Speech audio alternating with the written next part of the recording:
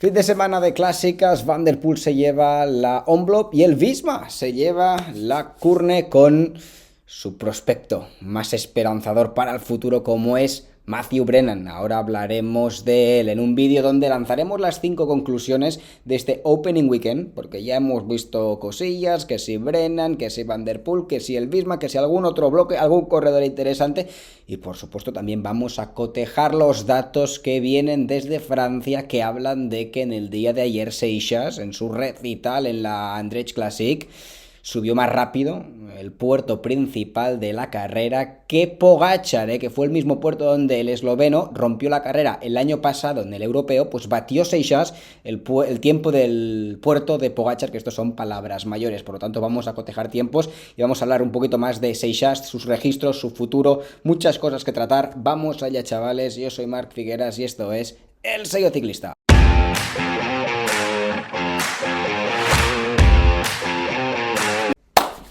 Y epa, chavales, muchos temas que tratar en el vídeo de hoy, el caso de Seixas y Pogačar, las conclusiones de este Opening Weekend, que creo que hay moralejas que podemos extraer de este primer fin de semana de clásicas de los adoquines. Dejadme vuestras reflexiones en los comentarios, like, chavales, suscripción, y fijaos, Pol Seixas, que abre el periódico L'Equipe, uno de los grandes, si no el más grande de los periódicos deportivos universales. L'Equipe dice que Seixas Masterclass. A mí me agrada mucho que el ciclismo abra periódicos, porque es algo que solía pasar más antaño, en la época de Indurain, en décadas pasadas, aunque al menos en España cuesta que ciclistas o carreras de ciclismo abran periódicos. Suele pasar cuando sucede algo fuera de lo común.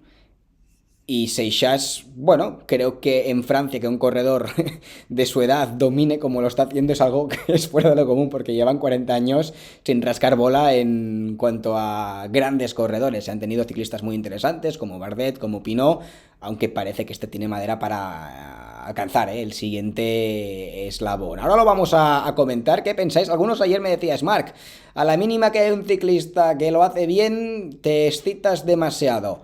Yo no estoy diciendo que este chico gane un Tour, gane 5 o gane 10, pero creo que no es pasarse de la raya, y ahora veréis sus datos, opinar que es un corredor especial, que es un ciclista que está caminando más que ningún otro a los 19 años. Hemos visto grandísimos campeones, pero un corredor con el nivel de Seixas con 19 años es el primer momento de la historia donde lo hemos visto.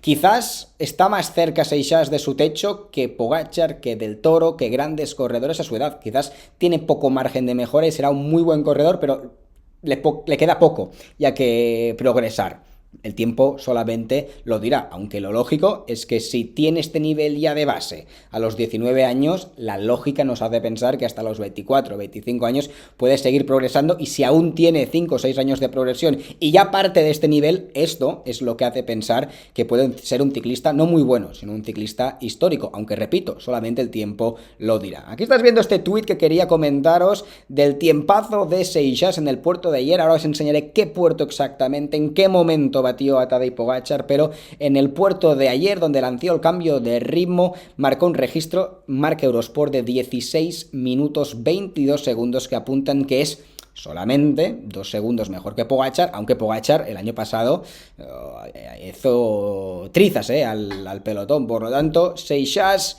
mejoró el tiempo de Pogačar. ¿En qué puerto exactamente? Fijaos, ayer ganó Pol Seixas la Andretx Classic, batiendo Christen, lo comentamos, a Lenny Martínez. Este era el recorrido, aquí estás viendo el recorrido de la carrera perfectamente, y se trata de este puerto de aquí, donde arrancó Pol Seixas desde abajo, empezó a subir, a ritmo soltó a todo el mundo. El último en quedarse fue Jorgenson asfixiado, coronó el puerto ya con más de medio minuto y se lanzó hacia abajo y continuó agrandando la diferencia, llegando con estos 2 minutos de diferencia, que es lo que hacen que el periódico L'Equipe pues abra la portada hablando de él. Pues en este puerto de se llama Saint-Romain, el puerto de Saint-Romain, que es exactamente el mismo que se ascendía en el pasado europeo. Aquí estás viendo a Pogačar ganar el pasado europeo por delante de Remco Evenepoel, y paradójicamente también que de Paul Seixas, y aquí estás viendo el perfil, y donde lanzó el principal cambio de ritmo Tadej Pogačar fue también en este mismo puerto, Saint-Romain, donde atacó, y aquí seguro que os acordáis, ¿os acordáis de estas imágenes? Espera que os las pongo, las muevo para que lo podáis ver un poquito mejor. Aquí estamos viendo a Pogačar, que atacaba en la cota de Saint-Remy y soltaba a Remco, que era el único que le aguantaba durante un tiempo, pero acababa explotando. ¿Os acordáis de estas imágenes de que se abría Remco ante el ritmo asfixiante de Pogačar? Aquí en el fondo aparece Paul Seixas, que acabó siendo tercero, pero batió todos los récords en esta subida. Tadej Pogačar, que arrasó el ciclista esloveno en esta subida, que la utilizó como lanzadera para ganar la carrera. Pues Paul Seixas, ¿dónde lo tenemos? Aquí tenemos al ciclista francés en este mismo puerto, bajó 2 segundos respecto al tiempo de Pogačar. Repito, todas las carreras son diferentes, aquí no pone el vídeo porque hay derechos, pero ahora vamos a repasar los tiempos de Paul Seixas. Todas las carreras son diferentes. El europeo fue una prueba que llegaron con más cansancio, más desnivel en las piernas, por lo tanto no es extrapolable segundo a segundo, aunque un puerto donde el año pasado Pogačar destrozó absolutamente todo el mundo, abrió grandes diferencias, utilizó para irse de todos sus rivales, o sea, un puerto donde se exprimió casi al 100% o al 100%, que llegue Paul Seixas y le rebaje 2 segundos, pero más o menos esté en su tiempo. Esto es lo que nos tenemos que quedar. Habla del calibre de este corredor con tan solo 19 años. No sabemos dónde llegará, no sabemos cuál es su techo, pero si a los 19 años tiene este nivel, invita a pensar que si sigue progresando como la mayoría de corredores lo hacen a su edad, tiene un techo muy muy alto, y esto es alucinante. Aquí estamos viendo los números concretos que esta página de Twitter, que siempre hace estimaciones de potencia, publican. Saint-Romain, 6,4 kilómetros al 7,5%, 486 metros de desnivel tiene la subida. Subió un BAM durante un cuarto de hora, algo más de 1840 metros por hora, y una estimación de entre 6,9 y 7,10 vatios kilos, teniendo en cuenta que en ningún momento fue a ruedas, sino que desde abajo imprimió un ritmo feroz y soltó a todo el mundo. Este es el puerto en el europeo donde atacó Pogačar, y este mismo puerto estaba ubicado en este punto de la carrera ayer en la clásica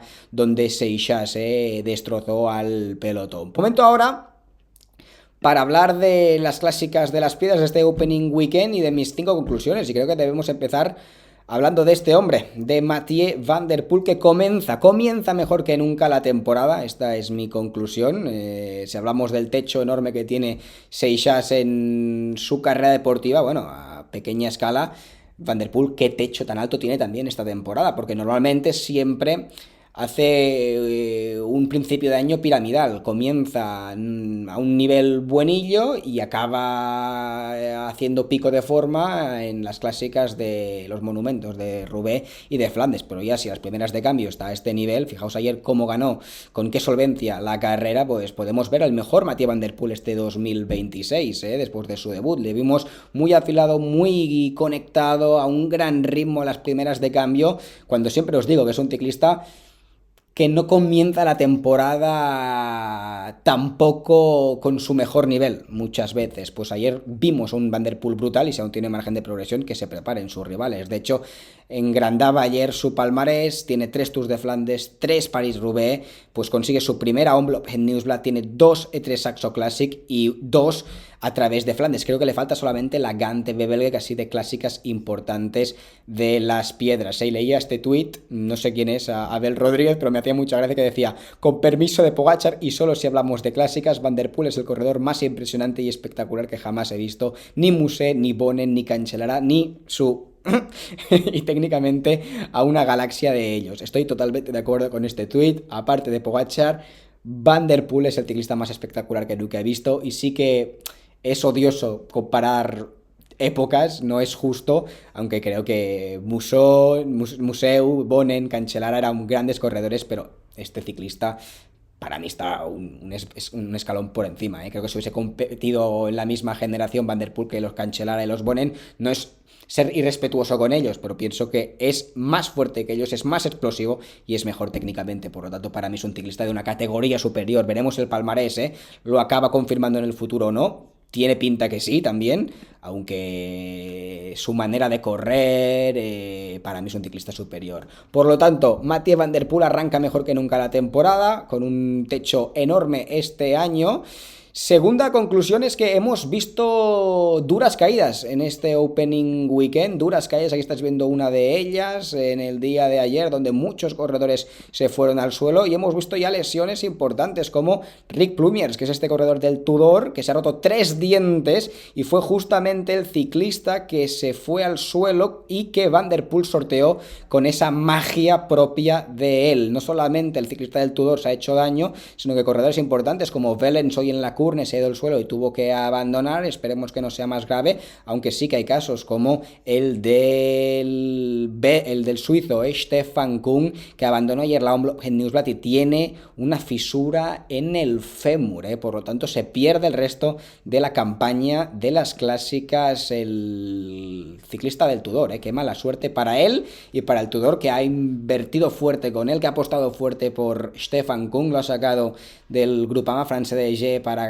elevar el nivel en las clásicas y en las contrarreloj, y una parte crucial de la temporada no podrán gozar de un ciclista de su nivel. Muchas caídas, creo que esto es a consecuencia de que cada vez hay más presión, que la gente es muy profesional y corren para ganar y son súper profesionales, se toman en serio cualquier prueba, y yo creo que el resultado desafortunadamente es más caídas. Por las caídas es porque todo el mundo quiere pelear la posición, quiere estar bien colocado, no caben todos en cabeza de carrera y es cuando se forman montoneras. La tercera conclusión sería que me da la sensación que este hombre de aquí, ¿dónde lo tenemos? Matthew Brennan. Aquí estáis viendo a Matthew Brennan, que es la esperanza de Visma para el futuro. Un Visma que ve como equipos como Red Bull, también hemos visto muy bien al Decathlon, crecen este 2026, incluso Lidl Trek, y su hegemonía se diluye. No solamente equipos como el UAE les pasan y les quitan las pegatinas como gran equipo hegemónico del momento, sino que muchos otros bloques más o menos alcanzan su nivel, y tienen a corredores muy buenos como Van Aert y Vingegaard, pero les falta quizás este relevo generacional que muchas otras escuadras sí que están encontrando, el Lidl Trek ficha a Ayuso, el Red Bull a Remco Evenepoel. Bueno, en cuanto a relevo de Vingegaard aún no lo tienen, pero Brennan hoy lo ha demostrado venciendo la Curne, que es una de las clásicas de un día de primavera más importantes, y habla que es un ciclista de segundo año. Si hablamos de Seixas, pues no digo que sea el Seixas de las clásicas Brennan, pero es un ciclista también que estoy convencido que será un claro dominador en el futuro, ganando una carrera con una participación enorme en la Curne hoy, ciclistas del calibre de Philipsen, el equipo de Decathlon también alineaba un equipo muy fuerte, estaba Milán, pues muestra los registros que tiene Brennan, que no es simplemente un sprinter, sino es un corredor mucho más completo. Es un ciclista que a mí me recuerda mucho a Philipsen de joven, un ciclista que creo que tiene capacidades iguales o incluso superiores, un corredor que no me extrañaría que en un futuro tenga una Roubaix, una Omloop, este tipo de pruebas en sus piernas. Creo que es la principal esperanza de Visma este año, pasa por que Van Aert y sus líderes y Vingegaard estén bien, pero que al mismo tiempo el joven Brennan siga progresando y es un corredor que les va a dar muchas ilusiones en el futuro, y ya es presente prácticamente Brennan. Luego, ya para ir cerrándolo, hablemos de este otro corredor que también me ha impresionado muchísimo, Florian Vermeersch. Estamos viendo nuevamente al mejor Vermeersch, que es un ciclista que fue segundo con 20 años en un carrerón como fue la Paris-Roubaix por delante de Mathieu Van der Poel, y ayer ya fue tercero y lo vimos, después de Van der Poel fue el corredor que vi más fuerte, y hoy en la Curne, aunque no haya ganado, hemos visto movimientos de mucha potencia de Vermeersch, que es un ciclista muy talentoso, fichó por el UAE hace unos años para liderar la sección de clásicas de las piedras cuando no está Pogačar, y no estuvo mal la temporada pasada, pero estuvo lejos del corredor que yo pensaba que podía ser, Y poco a poco vuelve a crecer su condición física y demuestra que es un ciclista especial. Por lo tanto, Vermeersch vuelve a enchufarse, Vermeersch vuelve a demostrar el corredor que es y será uno de los ciclistas a tener en cuenta esta campaña de clásicas. Y la última conclusión, no sé si tengo imágenes al respecto, pero que todos los bloques...